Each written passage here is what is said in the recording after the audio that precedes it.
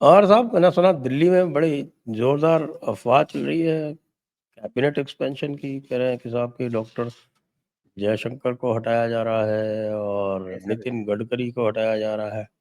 ये सब इनमें चलती कितना दम रहती है है। इन सब अफवाहों में? नहीं सर, नहीं सर, मुझे मुझे इस बारे में कुछ नहीं है। मेरे बस आपने जैसे कहा कि इन अफवाहों में कितना दम है, मेरे लिए भी ये अफवाह ही है सर। ये तो समय समय पर आती रहती हैं। अभी तो पिछले हफ्ते तो वो चल रही थी कि शिवराज सिंह चौहान का नाम डिक्लेयर होने वाला है बीजेपी अध्यक्ष के लिए। अभी तो चल रही थी 6-7 दिन पहले कि फिर शिवराज क्या सिंह हुआ? चौहान का डिक्लेयर होने वाला है। और वो जो अभी यहाँ पे जब ये दिल्ली में विज्ञान भवन में वो चल रहा था ना इनका सम्मेलन, आरएसएस वालों का, जो स्पीच वगैरह दी जा रही थी, वहां पे जो लेक्चर्स चल रहे थे 3 दिन तक चले, उसके एकदम बाद खबर थी यहाँ दिल्ली में। बहुत सारे पत्रकारों ने तो बाकायदा ट्वीट किए थे कि आने वाला है शिव का राज, इस तरह के लिखने लगे थे लोग बाग। हुआ तो कुछ है नहीं। अब तो अब सुनने में आ रहा है कि साहब बिहार इलेक्शन के बाद करेंगे। अब ये कहानी चला दी कि बिहार इलेक्शन के नड्डा बाद कर। नड्डा जी छोड़े नहीं जा रहे इनसे। अरे हाँ? साहब, ये छोड़े नहीं जा रहे। नड्डा जी की किस्मत देखो सर आप। वो ऐसे मौके पे बने हैं कि साहब माहौल कुछ ऐसा चलता चला जा रहा है, ऐसा चलता चला जा रहा है कि बस पूछिए मत। अरे अब तो जो है वो अ, मोहन भागवत जी ने भी एक तरह से तो मुझे लगता है कि कह दिया कि साहब हमारा कोई इसमें दखल नहीं है, बीजेपी मोहन जैसा भागवत ने चाहेगी तो वैसा करे। मोहन भागवत ने तो आखिर में एक दिन उस सेशन के विज्ञान भवन में क्वेश्चन आंसर्स भी लिए थे, लोगों के सवालों के जवाब भी दिए थे। उन्होंने कहा कि देखिए, बीजेपी का संगठन का मामला है, अध्यक्ष के मामला जो आप बार बार आप लोग कहते हो, आरएसएस वगैरह, उन्होंने कहा कि हम संगठन के उसमें कोई बिल्कुल दखल नहीं देते, हमारा कोई दखल नहीं है। और उन्होंने तो वो भी कह दिया कि 75 साल वाली बात का मेरा गलत मतलब निकाला गया कि साहब मैं मोदी जी पे कमेंट कर रहा हूं।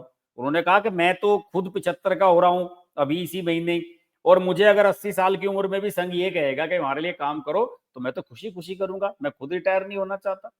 उन्होंने तो ये कहा है। तो बताइए, पूरा का पूरा जितना भी चलाया गया था, नैरेटिव बनाया था, मीडिया का गढ़ा हुआ, वो सब बेकार हो गया। बेकार हो गया। तो ऐसा है ना कि ये कुछ कुछ लोग सर 1 साल से चला रहे हैं नैरेटिव। एक नैरेटिव बड़ा तेजी से चलाया जा रहा है मीडिया वालों में, और बड़े बड़े बड़े पत्रकार इस पे लिख रहे हैं कि साहब चंद्रबाबू नायडू और नीतीश कुमार को राहुल गांधी ऑफर भेज रहे हैं कि भाई हम आपको सपोर्ट कर देंगे, आप जो है दोनों में आपस में तय कर लो किसे प्राइम मिनिस्टर बनना है। ये भी मेरे नैरेटिव ये मतलब नैरेटिव भी खूब चल रहा है। नीतीश बाबू हाँ सच में सर, ये बड़ा बड़ा नैरेटिव चलाया जा रहा है। अब इस पे कौन अब यकीन करे चक्कर सर तो इसमें। इसमें ये है, इसमें बड़ा भारी चक्कर है। हम्म। जब तक दोनों एक साथ नहीं आए तब तक इनकी सपोर्ट से कुछ होता नहीं। हाँ, एक से होता नहीं है काम। हम्म। हम्म। और एक के लिए दूसरा क्यों आए? सही बात। और नीतीश तो दूसरे के लिए आ ही नहीं सकते। नीतीश तो अपने लिए आएंगे।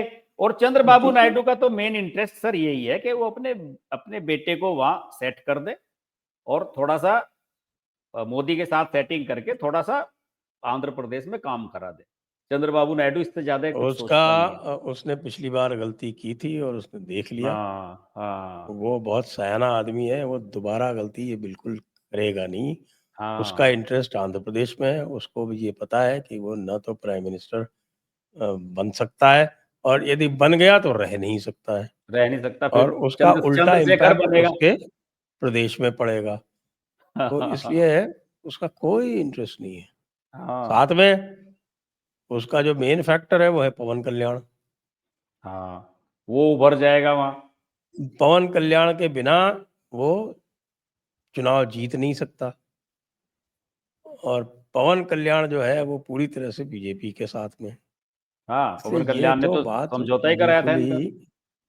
अच्छा, ये हाँ। भी चल रहा है कि साहब ट्रम्प चाहता है कि मोदी नहीं रहे और ट्रम्प ने जो है वो चंद्रबाबू नायडू को मैसेज करवाया है कि तुम या तो बीजेपी का साथ छोड़ दो और या फिर हम्म। हम तुम्हारी संपत्ति जो यूएस में है उसको जब्त कर लेंगे।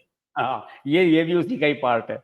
वो जो हम्म। मैं आपको बता रहा हूँ, ये भी उसी नैरेटिव का पार्ट है। वो पता नहीं लोग क्या क्या कहानियां चला रहे हैं सर। बहुत तरह तरह की कहानियां चल रही हैं। तो जब तक कोई आदमी अपने मुंह से ना कहे, अब ये बात ऐसे ऐसे किसी के नैरेटिव चलाने से क्या होता है? मजे ये की बात यह है, मजे की हम्म, बात यह है कि साहब जब से ये ट्रंप वाला मामला हुआ है ना, इनके तो सबके मुंह से लार टपक रही है।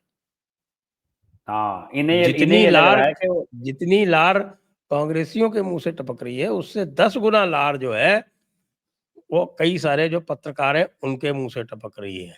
ये आपने देखा ना, रवीश कुमार ने हाँ। क्या बताया? रवीश कुमार ने राहुल गांधी को महात्मा गांधी से तुलना कर दी। अच्छा जी, मैं तो सर और क्या, रवीश कुमार को देखना ही बंद कर दिया आजकल, मैं नहीं देखता।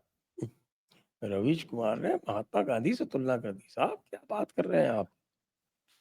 हमारे आशुतोष जी का तो चैनल ही नहीं चल रहा, अब क्या करें हम? और अरे सर, ये तो जितने यूट्यूबर हैं इस समय, जितने भी ये कम्युनिस्ट टाइप के हैं, ये तो राहुल गांधी की कवरेज करने के लिए वहीं थे। अजीत अंजुम और वो आरफा खानम शेरवानी, उसने अपना चैनल बना लिया है, द वायर छोड़ दिया है उसने। वो तो कांग्रेस कांग्रेस वहीं, राहुल गांधी ने ये कह दिया, आज राहुल गांधी ने वो करा, यही दिखाई जा रही है। वो भी बिहार चली गई है, ये तो पीछे लग गए हैं इसके। और सर वैसे आपने कहा कि डोनाल्ड ट्रंप ये नहीं चाहते कि मोदी ना रहे, और हम ये कह रहे हैं कि मोदी नहीं चाहते कि डोनाल्ड ट्रंप रहे। हम भी ये कह सकते हैं। डोनाल्ड तो ट्रंप तो मोदी ने हॉस्पिटलाइज सब भी हो गए, क्या करेंगे? शी जिनपिंग और पुतिन के साथ घूम रहे हैं मोदी जी तो। वो देखिए देखिए, वो जैसे राजनाथ सिंह एक कार्यक्रम में अभी कह रहे थे कि भाई हमने जो कोई दुश्मन जो है राजनीति में जो है वो अस्थाई स्थायी नहीं होता। तो उन्होंने कहा कि इसमें किसी के बारे में ये कहना कि ये हमारा दुश्मन है, ये दोस्त है, ये सब गलत है। और जहां हमारे हित हैं सर, वही होना चाहिए। डोनाल्ड ट्रंप भी अमेरिका के लिए वही करना चाहता है जो मोदी जी हमारे लिए करना चाहते हैं।